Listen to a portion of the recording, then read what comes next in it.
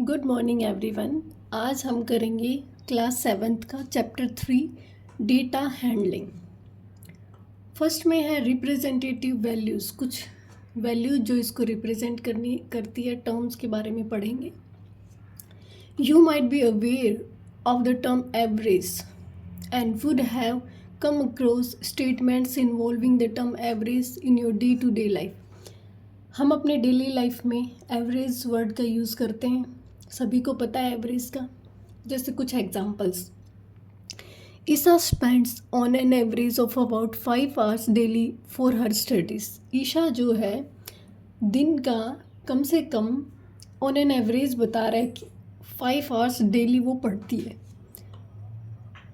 ठीक है। The average temperature at this time of the year is about 40 degree Celsius. मतलब साल का बताया कि on an average 40 degree Celsius रहा। The average age of peoples in my class is 12 years. जितने भी क्लास में बच्चे हैं उनकी जो एवरेज है वो 12 ईयर्स एज है। ठीक है, average age. The average attendance of students in a school during its final examination was 98%। School में जो फाइनल एग्ज़ाम में बच्चों की एवरेज अटेंडेंस रही है वो 98% रही है। अब देखो सिंपल वे से, कई बार आपके दोस्त भी आपको बोलते होंगे कितने घंटे पढ़ता है, कितने आवर्स पढ़ता है भाई, तो बच्चा जवाब देगा कम पढ़ लेता हूँ, 4 घंटे 5 घंटे, इस तरीके से। तो मीन्स नहीं पता उसको कि वो 5 घंटे पढ़ता है, 3 घंटे पढ़ता है। क्या पता कभी वो 3 घंटे भी पढ़ लेता हूँ, क्या पता कभी 5 घंटे भी पढ़ लेता हूँ। तो ऑन एन एवरेज बता दिया कि हाँ मैं 4 घंटे तक पढ़ लेता हूँ, कभी कम कभी ज़्यादा। ठीक है। यहाँ जो बोला है कि ऑन एन एवरेज 40 है या 5 आवर्स है, इसका मतलब ये नहीं है कि 5 ही रहेगा। ठीक है, थोड़ा ऊपर नीचे चलता है, 3 4। ठीक है। नेक्स्ट है term, one of these terms values is the arithmetic mean. ठीक है, you will learn about the other representative values in later part of the chapter. ठीक है, एवरेज, अर्थमेटिक मीन, उससे आगे जो मोड आएगा, कई सारी टर्म्स आएंगी। अभी पढ़ते हैं अर्थमेटिक मीन के बारे में। The most common representative value of A group of data is arithmetic mean. जो सबसे कॉमन रिप्रेजेंटेटिव वैल्यू रिप्रेजेंट जो करती है वो क्या है, अर्थमेटिक मीन डेटा में। ठीक है, या फिर इसको खाली मीन भी बोल सकते हैं। To understand this in a better way let us look, एक एग्जांपल देखते हैं। देखो 2 वेजल्स हैं जिसमें एक में 20 लीटर एक में 60 लीटर मिल्क आता है रेस्पेक्टिवली। मतलब ये फर्स्ट है, ये सेकंड है। What is the amount of each vessel would have if both share the milk equally. तो पूछता है कि कितने अमाउंट की वेजल होगी हर वेजल अगर वो दोनों इक्वली शेयर करते हैं मिल्क। ठीक है, मतलब इक्वल क्वांटिटी में मिल्क आए तो बताओ कि एवरेज में कितनी उसका अमाउंट होगा। When we ask this question we are seeking the arithmetic mean. जब हम इक्वली में ये क्वेश्चन पूछ रहे हैं कि इक्वल कितना शेयर करेंगे, इसका मतलब हम उसका मीन पूछना चाहते हैं। In the above case the average, या फिर एवरेज को बोलते हैं अर्थमेटिक मीन, या खाली आप मीन भी बोल सकते हैं। क्या होगा, टोटल क्वांटिटी ऑफ मिल्क क्या है, 20 litre plus 60 litre. Number of vessels कितनी थी, 2 वेजल्स। ठीक है, कितना आ जाएगा ऑन एन एवरेज हमारे पास, 40 लीटर्स मिल्क। ठीक है, अब आपको ये चीज़ याद रखनी पड़ेगी कि मीन क्या होता है। ये mean is equal to sum of all the observations upon कितनी, नंबर ऑफ ऑब्जर्वेशंस है। ठीक है, अब एक एग्जांपल लेते हैं जिससे आपको क्लियर होगा। Ashish studies for 4 hours 5 hours 3 hours. Ashish जो है वो पढ़ता है 4 घंटे 5 और 3। ठीक है, respectively on the 3 consecutive days. 3 दिन लगातार की वैल्यू दे रखी है कि फर्स्ट डे 4 आवर्स पढ़ा, सेकेंड डे 5 आवर्स पढ़ा, थर्ड डे 3 आवर्स पढ़ा।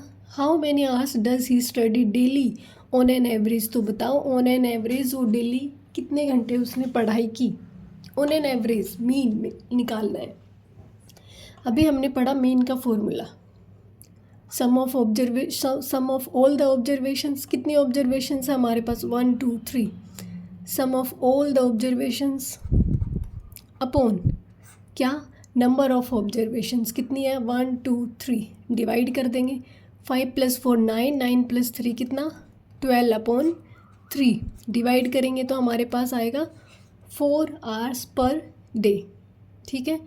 इसलिए we can say that Ashish studies for 4 hours daily on an average, कि आशीष 4 आवर्स डेली पढ़ता है, ठीक है, एवरेज निकल गया। अब नेक्स्ट है हमारे पास example number 2, a batsman scored the following number of runs in 6 innings, 6 innings का मतलब 6 पारियां उसने खेली है, ठीक है।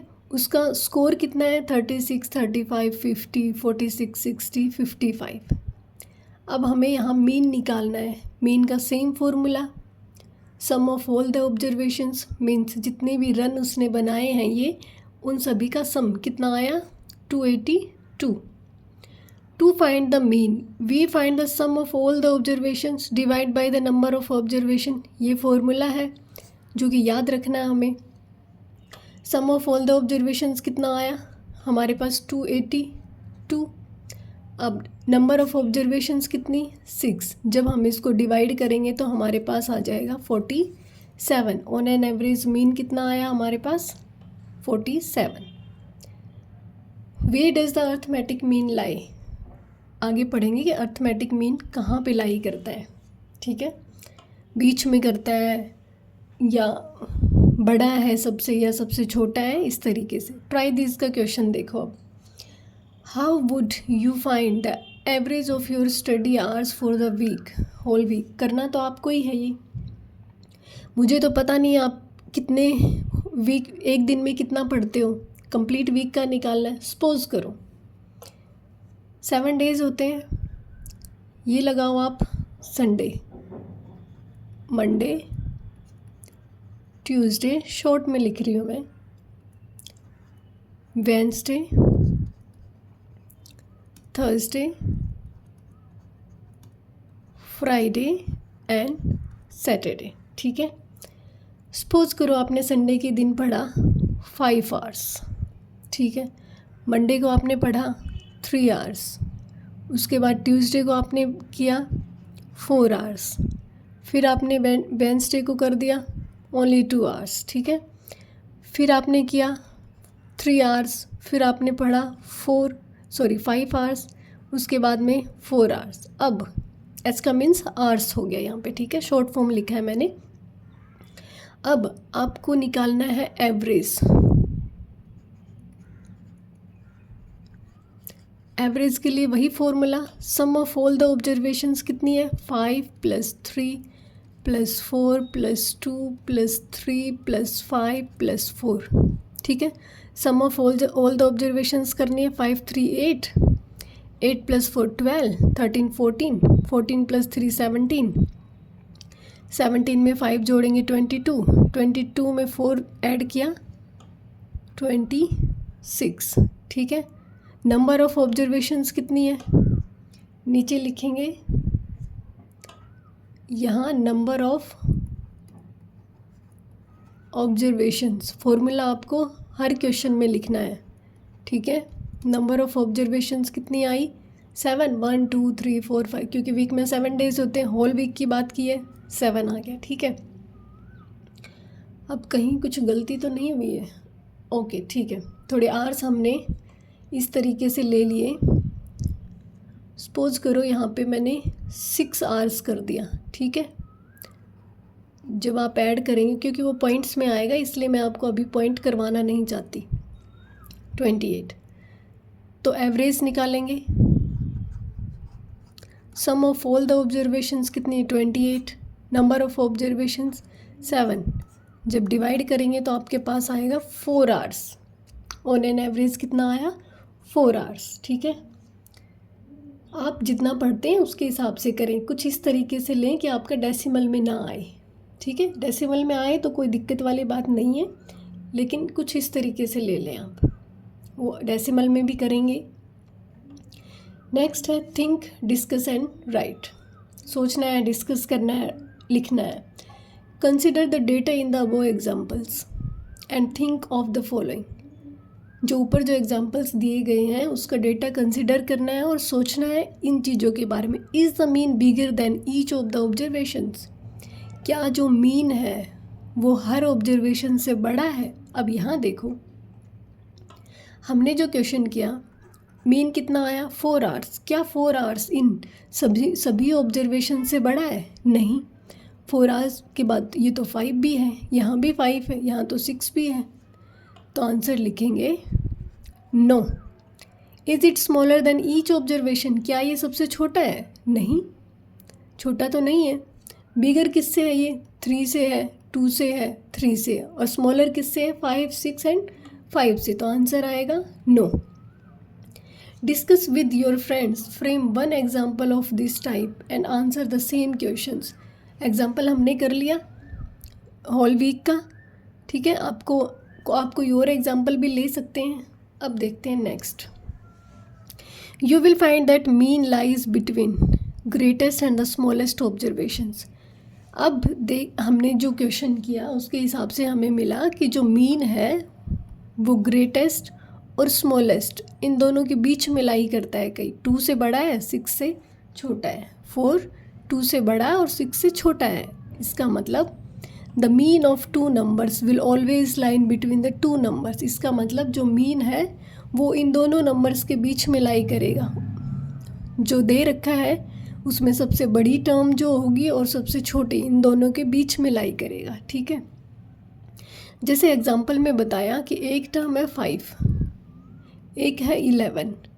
इसका जो मीन है वो 5 + 11, क्योंकि 2 नंबर ऑफ ऑब्जर्वेशंस है तो 2 से डिवाइड करेंगे। 11 + 5 कितना हो गया? 16/2। मीन कितना आया? 8। अब ये जो 8 है 5 से बड़ा, 11 से छोटा है, मतलब इनके बीच में लाई कर रहा है, ठीक है। आ गया समझ में? अब नेक्स्ट है आपके पास find the mean of your sleeping hours during a week और find at least 5 numbers between 1/2 and 1/3। ठीक है, अब इसको करते हैं हम बोर्ड पे।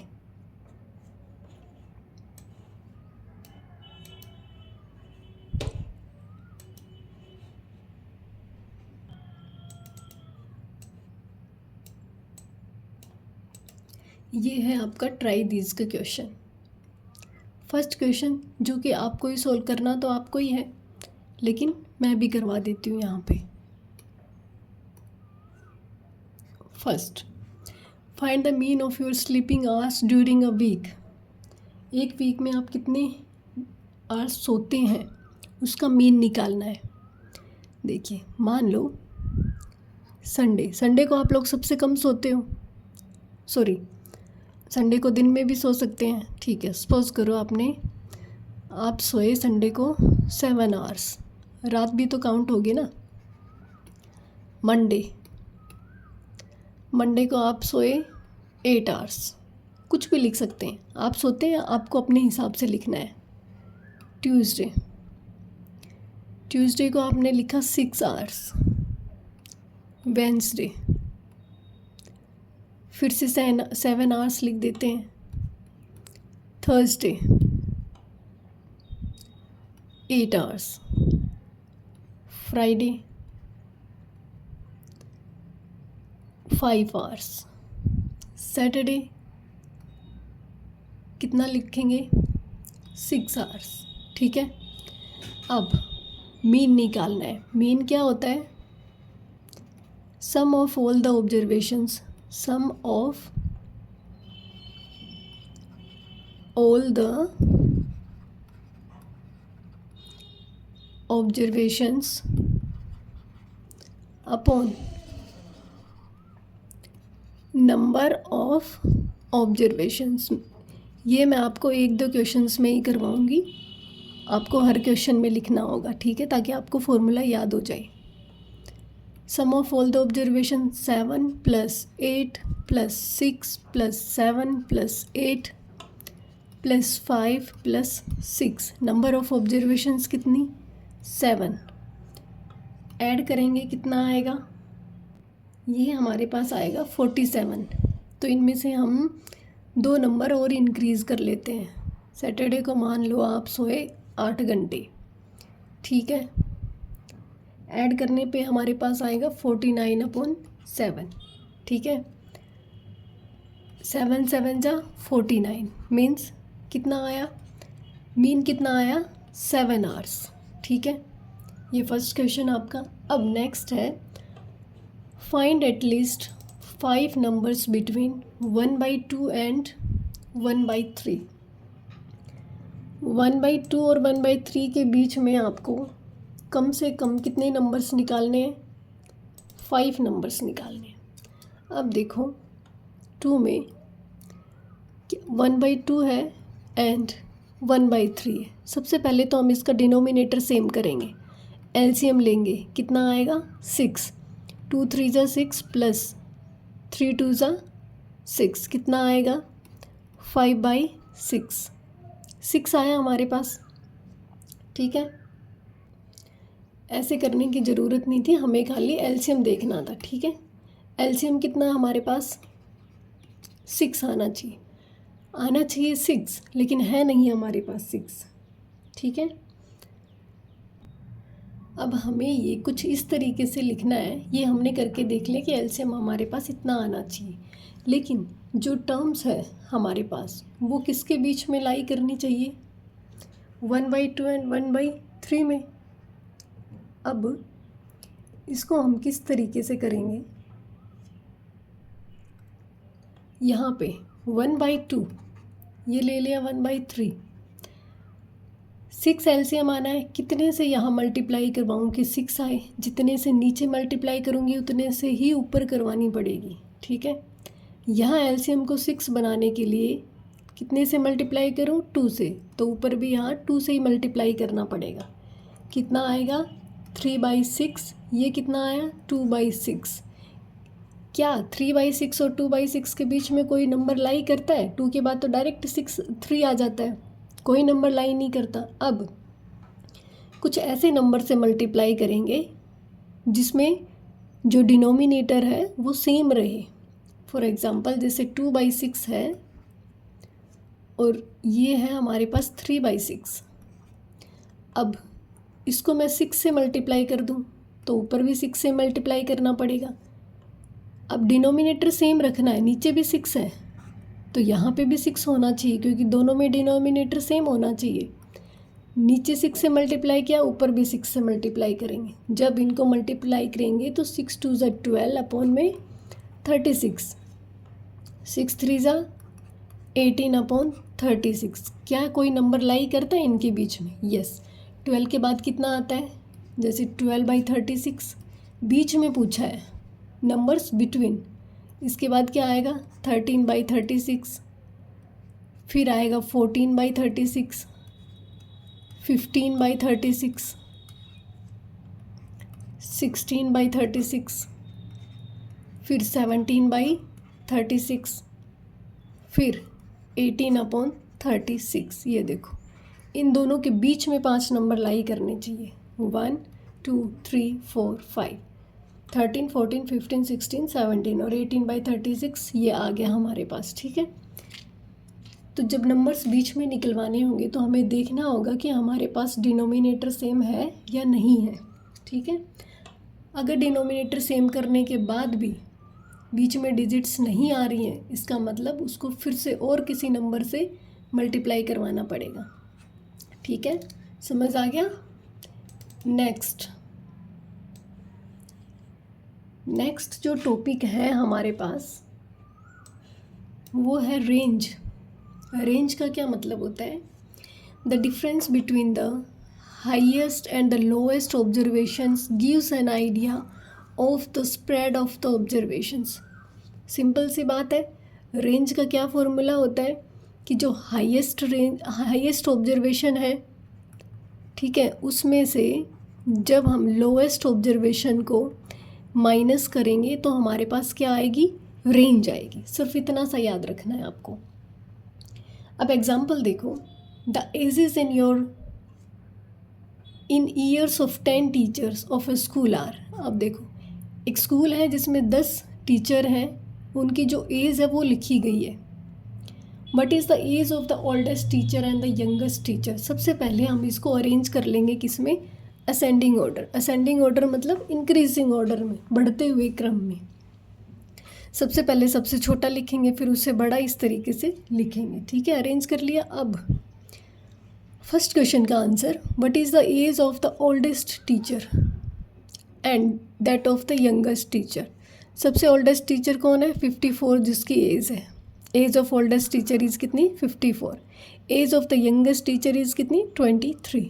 Next, what is the range of the ages of the teachers. Range क्या होगी, रेंज का फॉर्मूला हमने अभी पढ़ा, क्या, highest observation minus lowest observation. Minus करेंगे तो 4 में से 3 गया 1, 5 में से 2 गया 3, 31 ईयर्स। ठीक है।